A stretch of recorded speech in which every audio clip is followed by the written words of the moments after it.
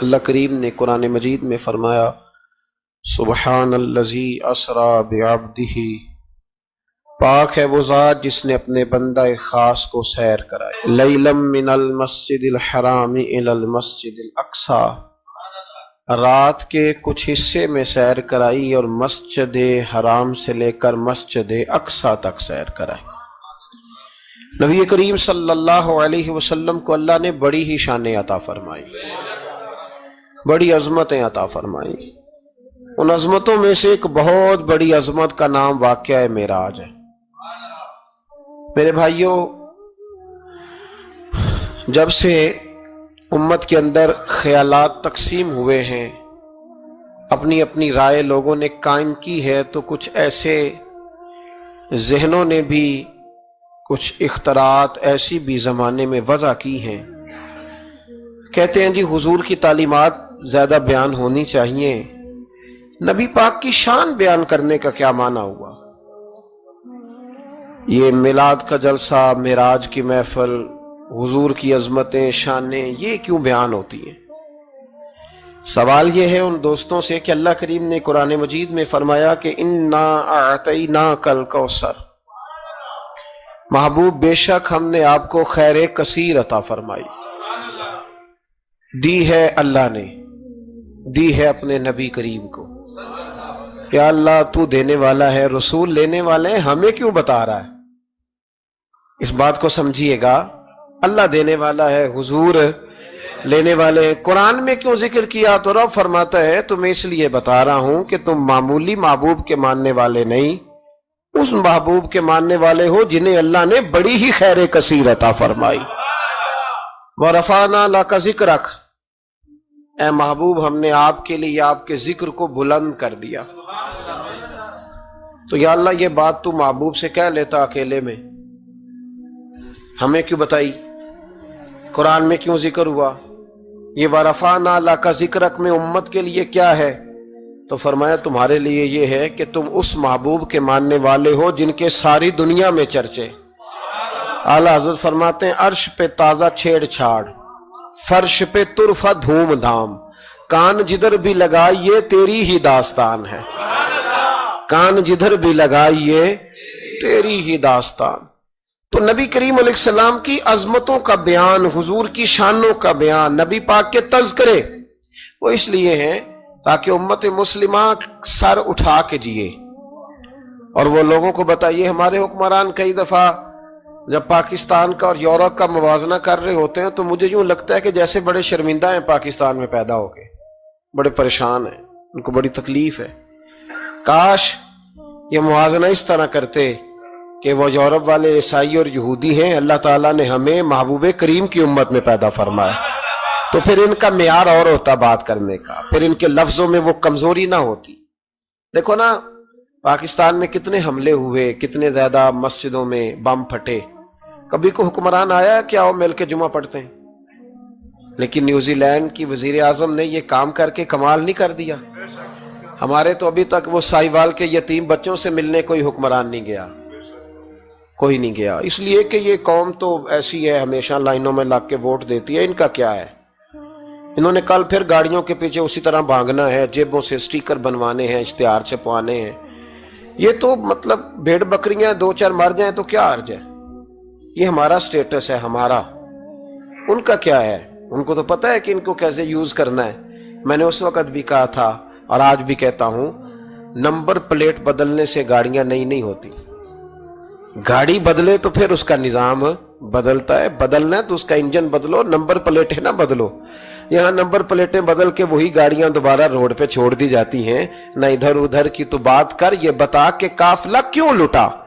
مجھے رہزنوں سے غرض نہیں، تیری رہبری کا سوال ہے۔ تو یہاں تو تباہی اتر رہی ہے، اللہ تعالیٰ سمجھنے کی توفیق عطا فرمائے، اللہ ہمارے حال پر رحمت کی نظر فرمائے۔ تو یہ شرمندہ ہو کے جو لوگ باتیں کرتے ہیں نا، معاذ اللہ کمزوری دکھاتے ہیں، یہ اس کمزوری کو دور کرنے کا بہترین علاج یہ ہے کہ ہر گلی میں، ہر کوچے میں، ہر نگر میں میرے مصطفیٰ کی عظمتیں بیان کی جائیں۔ اور جہاں تک ان لوگوں کا تعلق ہے بیچارے جو کہتے ہیں واقعہ معراج سمجھ میں نہیں آتا، تو ان کو میں پوچھتا ہوں کہ تمہیں تو اپنا وجود بھی سمجھ میں نہیں آتا، کیسے سانس لیتے ہو؟ معدے کا کون سا نظام ہے؟ نظام انہضام کیا ہے؟ جگر کہاں ہے؟ تمہارے وجود میں اللہ تبارک و تعالی نے جو چیزیں پیدا کی ہیں تو آج تک اپنے آپ کو نہیں سمجھ سکا، تو رب رسول کے معاملات کو سمجھنے چلا ہے۔ اپنی چھوٹی سی عقل کو اتنا پریشان نہ کر ورنہ تو الجھ جائے گا۔ کہتے ہیں جی سمجھ میں نہیں آتا جی کیسے گئے، کس طرح گئے، کیوں کر کے گئے؟ تو نبی پاک نے تو کہا ہی نہیں میں گیا ہوں، حضور نے تو بعد میں کہا ہے میں گیا ہوں، پہلے تو رب فرماتا ہے سبحان الذی، جو لے کے گیا ہے وہ ہر عیب سے ہر نقص سے پاک ہے، وہ جو بھی بیان کرتا ہے حق اور سچی بیان کرتا ہے۔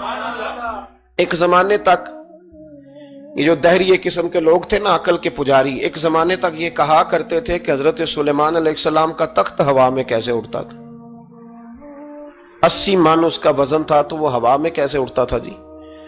کچھ لوگ اس پہ بیٹھے ہوتے تھے پھر بھی وہ ہوا میں اڑتا تھا۔ ہمارے اس زمانے کے علماء اس کا جواب دیتے تھے وہ تخت جی ہوا میں کیسے اڑتا تھا؟ بڑا اعتراض ہوتا تھا، بڑی اس پر باتیں ہوتی تھیں۔ اب نہیں آپ سنتے ہوں گے کوئی بات، کیوں بھلا؟ اب ہر روز جہاز اڑتا ہے اور اس تخت سے زیادہ وزن لے کے اڑتا ہے۔ 500 550 سواری ہوتی ہے، ہر سواری کا 2 من وزن بھی ہوتا ہے، اور جب پائلٹ اعلان کرتا ہے نا کیبن سے کہ ہم 38,500 فٹ کی بلندی پہ جا رہے ہیں تو کوئی شخص اعتراض نہیں کرتا۔ اب چھوڑ گئے حضرت سلیمان کے تخت پر اعتراض کرنا، اس لیے کہ سارے اوڑ کے آتے جاتے ہیں۔ اب ذرا ٹھہر گئے ہیں، اب یہ ٹینشن ختم ہو گئی کہ حضرت سلیمان کا تخت کیسے اڑتا تھا۔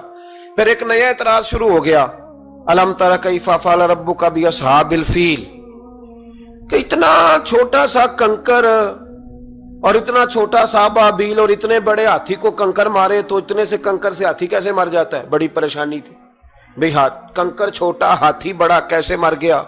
پھر اللہ نے فضل کیا تو بندوق کی گولی ایجاد ہو گئی، کہنے لگے نہیں پریشر سے لگے تو ہاتھی ماری جاتا ہے۔ اب اس کے بعد دوبارہ اس بات پر اعتراض نہیں کرتے۔ پہلے کہتے تھے کہ انسان کیسے جاتا ہے، کیوں کر جا سکتا ہے، ممکن کیسے ہے، یہ مطلب کیسے ہو گیا، معراج کیسے ہوئی؟ تو پھر ایک بندہ چاند سے تو ہو آیا ہے، اور جس نے وہ بندہ چاند پہ اتارا ہے اس نے کہا ہے کہ یہ آخری منزل نہیں، اس سے آگے بھی انسان جا سکتا ہے۔ تو میرے مصطفیٰ کریم نے فرمایا تم تو اب جانے کی باتیں کرتے ہو نا، جہاں تک میں ہوں آیا ہوں تم سوچ بھی نہیں سکتے۔ کوئی رہ فلک اتے یار گیا، کوئی جا سدراتے ہار گیا، ایک کالیاں زلفاں والا سی جڑا لنگ عرشاں تو بھی پار گیا۔ فرمایا تم نہیں نہ جا سکتے، تم کچی باتیں، کمزور باتیں۔ اور ایک اور بات میں آپ کو عرض کروں، نبی کریم علیہ السلام کے لیے کام اتنا مشکل نہیں تھا جتنا قوم سمجھتی ہے نا۔ وہ ہمارے اپنے کچھ نادان دوست ہیں، اپنی عقل چھوٹی ہوتی ہے تو وہ اس عقل میں کیا کیا آئے گا، اتنی کچھ چیز ہوتی ہے اس میں اتنا سامان آتا ہے نا، تو اپنی عقل چھوٹی ہوتی ہے تو بجائے اس کے کہ وہ ایمان لے آئیں اللہ کی حکمتوں پر، وہ عقل کے ترازو پر چھوٹی سی عقل کو پریشان کرتے ہیں۔ چھوٹا سا دماغ ہوتا ہے، ہر وقت ٹینشن میں رہتے ہیں، وہ جی کیسے گئے، کس طرح کر کے گئے۔ تو میں کہتا ہوں نبی کریم کے لیے یہ مسئلہ ہی کوئی نہیں، حضور کے لیے یہ کوئی مسئلہ۔ حضور فرماتے میں تو اس وقت بھی نبی تھا، یہ ترمذی میں ہے، ترمذی ہے، سیاستہ کی حدیث ہے، یہ سمجھیں گے دین ہے، یہ عقیدہ ہے، اس کو سمجھا کریں۔ فرمایا میں تو اس وقت بھی نبی تھا جب آدم علیہ السلام کی مٹی گوندی جا رہی تھی، تو محبوب تو پہلے بھی ان سارے نظاروں کو جانتے ہیں، ہر چیز حضور کی نظر میں ہے، اور اس کے بعد بھی اس کے بعد کا جو ماحول ہے وہ بھی انوکھا ہے۔ بدر میں ایک عورت کا بچہ شہید ہو گیا، سیاستہ میں حدیث ہے، حضور کی بارگاہ میں آئی، نبی کریم منبر پہ بیٹھے ہیں، آ کے عرض کرنے لگے یا رسول اللہ صلی اللہ علیہ وسلم میرا بیٹا جہاد میں شہید ہو گیا، مجھے بتائیں وہ کہاں ہے، اگر جہنم میں ہے تو میں روؤں گی، آہوزاری کروں گی، اگر جنت میں ہے تو میں شکر ادا کروں گی۔ حضور بتائیں، تو جنت دوزخ کا معاملہ تو قیامت کے بعد ہے، یہ تو دور کی باتیں۔ مدینے میں بیٹھ کر، مسجد نبی میں بیٹھ کر بی بی نے سوال کر دیا، حضور نے نہیں فرمایا کہ بی بی یہ تو قیامت میں پتہ چلے گا نا، حضور بیٹا کہاں ہے؟ حضور نے یوں نظر اٹھائی، فرمایا بی بی جنتیں ہیں 8، جو سب سے اعلیٰ جنت ہے نا وہ اللہ نے تیرے بیٹے کو عطا فرمائی، سب سے اعلیٰ جنت میں ہے تیرا بیٹا۔ مرحوم اعظم چشتی نے ایک جملہ کہا تو انہوں نے کمال کر دی، کہنے لگے ایسا کوئی محبوب کہیں ہوگا نہ کہیں ہے، بیٹھا ہے چٹائی پہ مگر عرش نشی ہے۔ اور ایک جملہ اتنا شاندار ہے، اتنا شاندار ہے کہ میں جب پڑھتا ہوں تو میں مرحوم کے لیے دعا کرتا ہوں. انہوں نے کہا کہ تو جو چاہے تو ہر شب ہو مثال شب اسرا. محبوب اگر آپ چاہیں تو روز معراج ہو. تو جو چاہے تو ہر شب ہو مثال شب اسرا، اس لیے کہ تیرے لیے 2-4 قدم عرش بری ہے.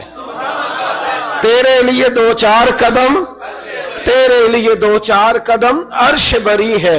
اور کہنے لگے ہر ایک کو میسر کہاں اس در کی غلامی. اس در کا تو دربان بھی جبریل امی ہے.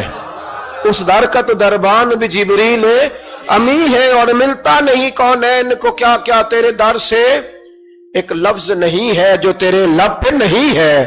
نبی کریم صلی اللہ علیہ وسلم کے لیے یہ کوئی مشکل نہیں. جس طرح ہم الجھے ہوئے نا کہ مطلب کیسے تو کس طرح تو کس انداز میں، تو وہاں یہ کوئی کھاتا ہے ہی نہیں. حضور کے لیے تو 2-4 قدم ہے، جب چاہیں جب چاہیں.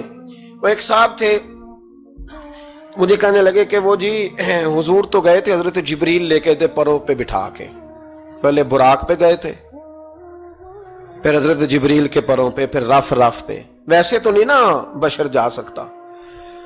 تو میں نے کہا چلو مہربانی کرو تم بھی کسی دن براق پہ بیٹھ کے چکر لگا ہی جاؤ. کوئی کوشش کرو نا یار، کسی جگہ پہ ٹھہرو تو صحیح. عجیب فلسفہ. کہتے حضور، تو میں نے کہا چلو وہ تو رف تھی، حضرت جبریل کے پر تھے، براق تھا. تو وہ جو نبی پاک بعد میں 9 مرتبہ گئے اور آئے، حضور 50 نمازیں لائے نا، تو حضرت موسیٰ نے کہا کہ محبوب نہیں پڑھی جائیں گی، تو حضور گئے، 5 کی معافی ہوئی. پھر آئے تو حضرت موسیٰ نے کہا کہ محبوب نہیں، یہ نہیں ہوگا. یہ بھی نبی پاک کی فرما برداری ہے اللہ کی بارگاہ میں. حضور نہیں کہتے ٹھیک ہے یا اللہ تو 50 کہتا ہے تو 50 ہی قبول ہے. حضرت موسیٰ نے کہا محبوب نہیں، آپ کہیں، آپ کہیں. اور یہ حضرت موسیٰ کے دل میں بات بھی اللہ نے ڈالی، یہ بھی اللہ نے ڈالی کہ آپ میرے محبوب سے کہیں. انہوں نے نہیں کہنا، ان کو تو جو کہہ دیا جائے قبول ہے. حضور واپس گئے تو 9 چکر لگائے نبی کریم نے. اس کا مطلب ہے کہ اب وہ جو 9 چکر حضور گئے اور آئے تو وہ حضرت جبریل کے پروں پہ لگائے تھے. کسی جگہ کسی روایت میں ملتا ہے کہ حضور نے فرمایا جبریل ادھر لا دوبارہ براق پھر جانا ہے، ادھر پر دوبارہ لا یا براق دوبارہ لا. 9 دفعہ گئے اور 9 دفعہ آئے. پھر مان لو کہ تیرے لیے 2-4 قدم عرش بری ہے. تیرے لیے 2-4 قدم عرش بری ہے. محبوب کی عظمت کو سمجھو. حضور جب چاہیں، جس وقت چاہیں، جس وقت چاہیں، جس وقت دل چاہے. یہ تو میرے محبوب کا آنا جانا ہے، یہ تو رسول پاک کا آنا جانا ہے. حضور کا جب جی چاہے آئیں، جب جی چاہے جائیں. حضور نماز پڑھا رہے تھے، یہ صحیح مسلم کی حدیث ہے. مسلمانوں ساری زندگی آنکھیں کھول کے، دل کھول کے، خوشبو کی طرح مہک کر، پھولوں کی طرح تازہ تر و تازہ رہ کے زندگی گزارو. اس لیے کہ رب کریم نے تمہیں شانوں والا رسول عطا فرمایا ہے. طبیعتیں ٹھنڈی رکھو، مزاجوں میں سکون رکھو، خوش ہو جایا کریں حضور کا. آپ یقین کریں کسی جگہ محفل ملال لکھا ہوتا ہے تو طبیعت ٹھنڈی ہو جاتی کہ یہاں میرے نبی کی نعتیں پڑھی جائیں گی. کسی جگہ محفل معراج لکھا ہوتا ہے تو طبیعت ٹھنڈی ہو جاتی ہے، یہاں حضور کا ذکر ہوگا. یہ نہ اپنے دل میں شوق پیدا کریں. جو لوگ کہتے ہیں نا بڑے دکھ ہیں، تو وہ حضور کی نعت سن کے راضی ہونا سیکھیں، اللہ انہیں سکھ عطا فرمائے گا. جو کہتے ہیں بڑے پریشان رہتے ہیں، تو وہ حضور کے درود و سلام سے راضی ہونا سیکھیں، اللہ سکون عطا فرمائے گا. سنگیو یاد رکھو، جو کہتے ہیں کہ دل بے قرار رہتا ہے، اپنے دل کو حضور کی تعریف سے جوڑ لے، رب تیرے دل کو سکون عطا فرمائے گا. خوش ہونا سیکھیں حضور کا نام سن کے، ٹھنڈا ہونا سیکھیں، طبیعتوں کو، کلیجوں کو ٹھنڈا کرنا سیکھیں، اللہ راحت عطا فرمائے گا. لیکن اگر بحث ہی بحث کرنی ہے تو کیسے جی، کس طرح جی، کس حال میں. میں بڑی تنقید کرتا ہوں پیسے لینے والوں، طے کرنے والوں پر. کئی دفعہ تکلیف بھی بڑی ہوتی ہے. ایک بندہ بڑی پیاری نعت پڑھ رہا تھا، بڑی پیاری، میں بھی سٹیج پہ موجود تھا. تو ایک صاحب سے میں نے کہا کہ یار آج تو مزہ آ گیا، کلام سننے کا لطف آ گیا. تو کہنے لگا اس نے 40,000 بھی لیا ہم سے. تو میں نے کہا یار ٹھیک ہے، اگر اس نے لے ہی لیا ہے نا تو تمہیں بحث کرنے کی کیا ضرورت ہے. جتنی اچھی وہ نعت پڑھ رہا ہے نا، میرے خیال میں 40,000 بھی تھوڑا ہے، اس کو زیادہ دینے چاہیے. اور اگر اس نے لے لیے، اب دے دیے، تو اب بحث کرنے کی کیا ضرورت ہے. اب تو مزہ لینا چاہیے کہ میرے نبی کا ذکر کر رہا ہے. وہ جو لے دے رہا ہے وہ اللہ اس سے حساب لے لے گا نا خود ہی قیامت میں. یہ ہم بھی شکوہ کرتے ہیں، سمجھانے کی کوشش کرتے ہیں، لیکن ان شکووں میں آ کے ہم نے نعت تو نہیں نہ چھوڑ دینی، حضور کا ذکر تو نہیں نہ چھوڑ دینا. اب اس کے نیچے آ کے وہ اپنا ذائقہ لینا، تو میں نے پہلے بھی آپ کو بتایا تھا، پھر بتاتا ہوں. میں مسجد نبوی شریف میں نا سلام کرنے کے لیے حاضر ہوا. اب تو میرے جیسے بندوں کو نقاب کر کے جانا پڑتا ہے نا. اس وقت ذرا جلدی چلے جایا کرتے تھے، موقع مل جاتا تھا. تو میں نا باب السلام سے داخل ہوا تو ایک بابا جی بڑے سادے سے، پگڑی بھی سادی، طبیعت بھی سادی، تو اپنی موج میں وہ جا رہے ہیں. مواجہ شریف پہ حاضر ہوئے تو اس نے کہا چل حاجی نکل. دھکے دیتے ہیں نا، ان کی موج ہے، وہ دھکے دے رہے تو بابا بڑا راضی ہے. یعنی طبیعت بتاتی ہے جس نے راضی رہنا ہوتا ہے، جس کا دل کرتا ہے راضی رہنے کو، اللہ توفیق بھی دے ہی دیتا ہے. اور کچھ بیچارے دنیا میں آئی پریشان رہنے کے لیے، ان کا پروگرام ہی نہیں خوش ہونے کا، اللہ ماشاءاللہ. ان کو بڑی ٹینشن ہوتی ہے، ادھر سے بھی ٹینشن، ادھر سے بھی ٹینشن. کوئی ہنس کے ملا تب بھی ٹینشن، نہ ہنس کے ملا تب بھی ٹینشن، پریشان ہی رہتے ہیں، مزاج بن جاتا ہے. بابا جی بڑے فریش تھے، بڑی طبیعت ٹھنڈی. اس نے دھکے دیے، کہ چل حاجی اللہ. تو بابا پتہ کیا کہتے کہتے تیری خیر ہوئے پہرے دارا، اے روزے دی جالی چوم لین دے. تو وہ کہتے چل نکل. کہتا تیری خیر ہوئے پہرے دارا، روزے دی جالی چوم لین. میں نے اس بابا جی سے بڑی تربیت لی. میں جب بھی ان کو یاد کرتا ہوں میرا دل بڑا ٹھنڈا ہوتا ہے. وہ پھر اس نے تیسرا دھکا دیا، چل نکل. پاپا پھر کہتا تیری خیر ہوئے پہرے دارا، روزے دی جالی. اور وہ بندہ بالکل عربی النسل تھا جو دھکے دے رہا تھا. باہر نکلے، مجھے بھی دھکا دیا بابا جی کو. ہم باہر نکلے تو میں کہا بابا جی انہوں کو تو تہاڈی بھی سمجھ آندی سی. کہندا پتر مینوں بھی پتہ ہے، میں تے اپنا رانجھا پہ راضی کردا سا، اور مینوں پتہ ہے انہوں نہیں سمجھ آ رہی. مینوں پتہ ہے انہوں کی پتہ، میں تے پنجابی چ لگا اپنا. تو بھئی جس نے رانجھا راضی کرنا ہے نا، اس نے رانجھا راضی کر ہی لینا ہے. میں نے ایسے لوگ بھی دیکھے ہیں جو چھوٹے سے بچے کو کھڑا کر کہتے ہیں بیٹے مولا یا صلی اللہ علیہ وسلم آتا ہے، چل سنا میرا پتر.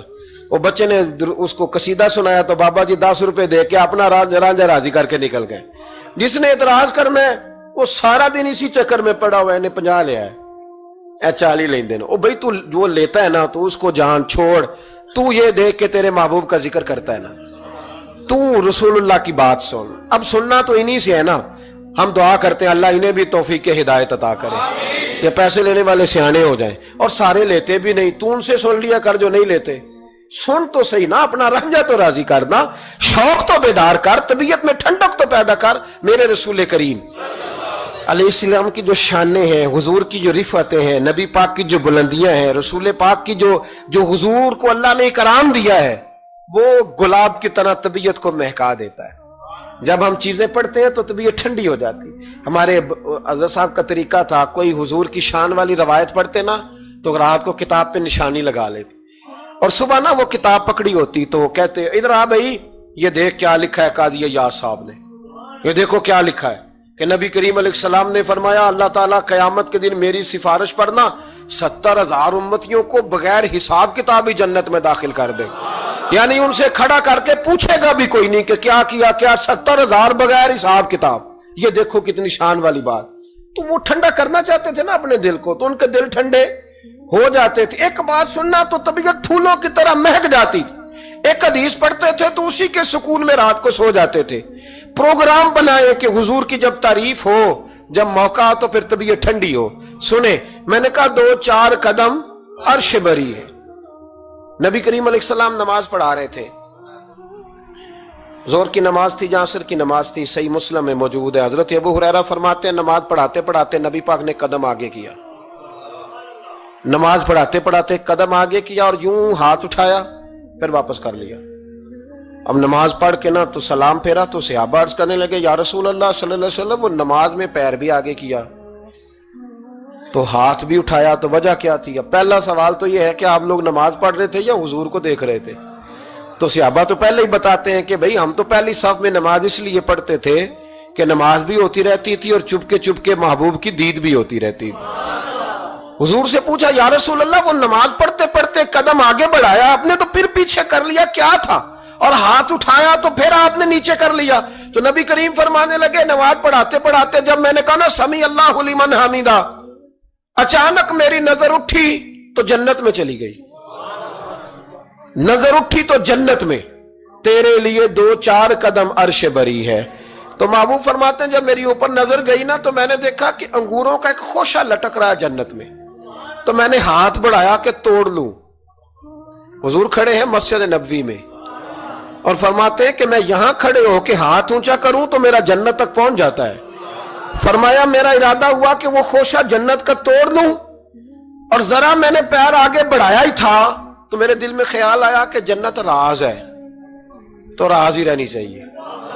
یہ راز کھول گیا تو مزہ نہیں آئے گا، تو میں نے پھر وہ ہاتھ واپس کر لیا. صحابہ کہتے ہیں جب نبی کریم نے یہ بیان کیا تو ہمارے چہرے نے تجسس سے کھیل اٹھے. تجسس سے ہم کوئی بات اور بھی سننا چاہتے تھے تو محبوب فرمانے لگے اگر میں وہ خوشہ توڑ کے لے آتا اور تمہیں دے دیتا، تم قیامت تک بھی کھاتے رہتے تو تم سے ختم نہیں ہونا تھا. یہ صحیح مسلم کی حدیث ہے. او بھائی، میرے رسول کریم کے واقعہ معراج پہ شکوہ کرنا، کہنا سمجھ میں نہیں آتی کیسے گئے تھے، تو جو چاہے تو ہر شب ہو مثال شب اسرا. نبی کریم صلی اللہ تعالی علیہ وسلم فرماتے میں ام ہانی کے گھر میں سویا ہوا تھا، کوئی آنے والا آیا، اس نے مجھے جگایا. اور جو لفظ ہیں حدیث میں بڑے شاندار ہیں. محبوب فرمانے لگے، جبریل امین کہنے لگے یا رسول اللہ چلیے، رب آپ کی ملاقات کا شوق رکھتا ہے. اللہ آپ کی ملاقات کا شوق. یہاں بھی بڑی پریشانی ہوتی ہے بعض لوگوں کو، پتہ نہیں کیوں اتنے پریشان ہوتے ہیں. کہتے ہیں جی حضور تو حضرت جبریل سے مل کے واپس آ گئے. حضرت جبریل سے مل کے نا نبی کریم واپس آ گئے. مجھے اس بات کی سمجھ نہیں آتی کہ اگر حضور اللہ سے مل لیں تو کسی بندے کا اس میں نقصان کیا ہے؟ کیا مطلب ٹینشن کس بات کی ہے؟ اتنی پریشانی، اتنی موٹی کتابیں لکھ دی کہ نبی پاک نے اللہ کو نہیں دیکھا، حضرت جبریل سے ملاقات کر کے حضور واپس آ گئے. یعنی میں سمجھنا چاہتا ہوں، میری سمجھ میں آیا نہیں، میں نے بڑی عقل دوڑائی ہے کہ اگر حضور اللہ کو مل لیں، ملاقات ہو جائے، قرآن کہتا ہے وجوہ یومئذ ناظرہ الی ربہا ناظرہ، قیامت کے دن چہرے چمکیں گے اس لیے کہ اپنے رب کا دیدار کریں گے. میں بھی کروں گا انشاءاللہ، آپ بھی کریں گے. کہاں چہرے چمکیں گے اس لیے کہ مومن اپنے رب کا دیدار. وہ میرے بھائی اگر ہر مومن دیدار کر سکتا ہے، اور قرآن کہتا ہے نبی کریم علیہ السلام اگر اللہ کریم کا دیدار کر کے واپس آئیں تو اتنی زیادہ پریشانی علامہ صاحب کو، شیخ کو اتنی ٹینشن، اتنے زیادہ وہ آوازار ہوئے کہ اتنی موٹی کتاب لکھ دی، اور ادھر سے دلیل لائے کھینچ کے، ادھر سے دلیل لائے. اللہ کا تو ادراک ہی کوئی نہیں کر سکتا، دیکھ ہی کوئی نہیں سکتا، ممکن ہی نہیں تھا. حضور تو گئے تھے حضرت جبریل سے ملنے. تو میں نے کہا آپ کو غلطی لگ گئی، وہ اس لیے کہ شیخ محقق شاہ عبد الحق صاحب محدث دہلوی رحمۃ اللہ نے لکھا ہے کہ کسی نبی کے پاس حضرت جبریل صرف 11 مرتبہ آئے، اور کسی پیغمبر کے پاس 21 مرتبہ آئے، کسی کے پاس 30 مرتبہ آئے، اور نبی کریم علیہ السلام کی بارگاہ میں حضرت جبریل امین نے 24,000 مرتبہ حاضری دی ہے. 24,000 مرتبہ، 24,000 مرتبہ ہے حضرت جبریل. تو حضرت جبریل تو روز سویرے یہاں ہوتے تھے، ان کو ملنے جانے کے لیے اتنی محنت کرنے کی کیا ضرورت؟ وہ تو روز کھڑے ہوتے تھے. بلکہ علامہ صفوری نے ایک بڑی شاندار بات لکھی ہے، یہ تو نبی کریم کی بات ہے نا، مولا علی شیر خدا. آپ فرماتے ایک دن حضرت جبریل علیہ السلام نا انسانی شکل میں، جب حضور نے فرمایا نا کہ میں علم کا شہر ہوں، علی اس کا دروازہ ہے، تو فرماتے ہیں جب یہ روایت حضور نے یہ حدیث بیان فرمائی تو حضرت جبریل انسانی شکل میں نا حضرت علی شیر خدا کے سامنے آ کے کھڑے ہو گئے. حضرت جبریل امین علیہ السلام کھڑے ہوئے اور فرمانے لگے علی سنا ہے علم کے شہر کے آپ دروازے ہیں. تو مولا علی فرمانے لگے مصطفیٰ کریم نے فرمایا ہے. تو کہا اچھا پھر اگر آپ علم کے شہر کے دروازے ہیں تو بتائیں بھلا اس وقت حضرت جبریل کہاں ہیں؟ کہتے ہیں جو تو جبریل کو ملنے گئے تھے تو حضرت جبریل مولا علی کے سامنے کھڑے، کہنے لگے بتائیے اس وقت حضرت جبریل کہاں ہے؟ تو مولا علی شیر خدا، جب آپ اپنے بڑے کو کوئی بات بتائیں گے نا جن کا ادب کرنا ہو اپنے بزرگ کو، تو پھر آپ فٹافٹ نہیں کہہ دیں گے آپ کو پتہ ہی نہیں. یہ مسئلہ ہے، بزرگوں کو آپ نے کو بات سمجھانی ہو تو الفاظ کا چناؤ، اور یہ بھی ہمیں شیر خدا نے ادب بتایا ہے. الفاظ کا چناؤ شاندار ہونا چاہیے، لفظ بڑے زبردست تشکیل پانے چاہیے، جملوں کی ترتیب بڑی مؤدبانہ ہو. حضرت جبریل امین نے پوچھا کہ بتائیے علی اس وقت حضرت جبریل کہاں ہے؟ تو حضرت مولا علی شیر خدا نے پہلے اوپر دیکھا، میری طرف دیکھنا، پہلے اوپر دیکھا، پھر نیچے دیکھا، پھر پیچھے دیکھا، پھر آگے دیکھا، دائیں دیکھا، بائیں دیکھا. یہ نہیں فرمایا کہ آپ جبریل ہیں، وہ تو انسانی شکل میں تھے نا. جملے دیکھیے، ادب دیکھیے، طریقہ دیکھیے بات کرنے کا. حضرت علی فرمانے لگے بھائی حضرت جبریل اس وقت نہ تو آسمانوں میں ہے، نہ زمینوں میں ہے، نہ مشرق میں ہے، نہ مغرب میں ہے، نہ شمال میں ہے، یا نہ جنوب میں ہے۔ فرمانے لگے جی وہ اس وقت کہیں بھی نہیں ہے۔ پھر بھی فوراً نہیں کہا کہ آپ خود ہی تو ہیں، یہ نہیں فرمایا، کہنے لگے یا آپ جبریل ہے یا میں جبریل ہوں، دونوں میں سے ایک جبریل ہے، اب فیصلہ کر لیں۔ تو حضرت جبریل مسکرائے، تر دامنی پہ شیخ ہماری نہ جائیے، ہم تو دامن نچوڑ دیں تو فرشتے وضو کریں۔ حضرت جبریل مسکرائے اور فرمانے لگے آپ تو ولی ہیں، جبریل تو میں ہی ہوں، آپ تو ولی ہیں، جبریل تو۔ او بھائی یہ حال ہے ان کے غلاموں کا، یہ حال ہے ان کے غلاموں کا، تو میری سرکار کا عالم کیا ہوگا۔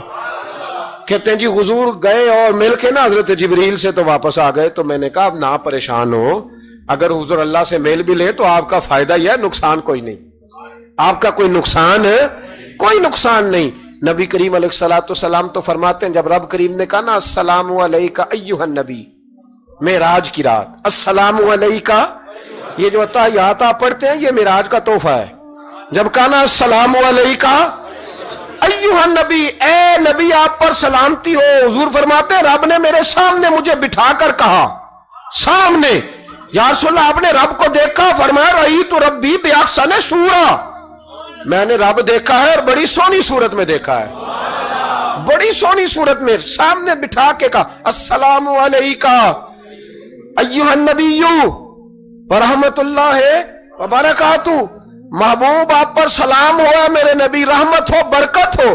تو حضور فرماتے رب نے تو مجھے سلام کہا تھا، میں نے کہا نہیں، السلام علینا وعلی عباد اللہ الصالحین، یا اللہ جتنے بھی میری بات مان کے نماز پڑھے ان سب پہ بھی سلام دے۔ اگر آپ نے ابھی تک ہمارا چینل سبسکرائب نہیں کیا تو فوراً سبسکرائب کیجیے، ساتھ ہی بیل آئیکن پر کلک کریں تاکہ مزید آنے والی ویڈیو ہے وہ آپ کو وقت پر ملتی رہے۔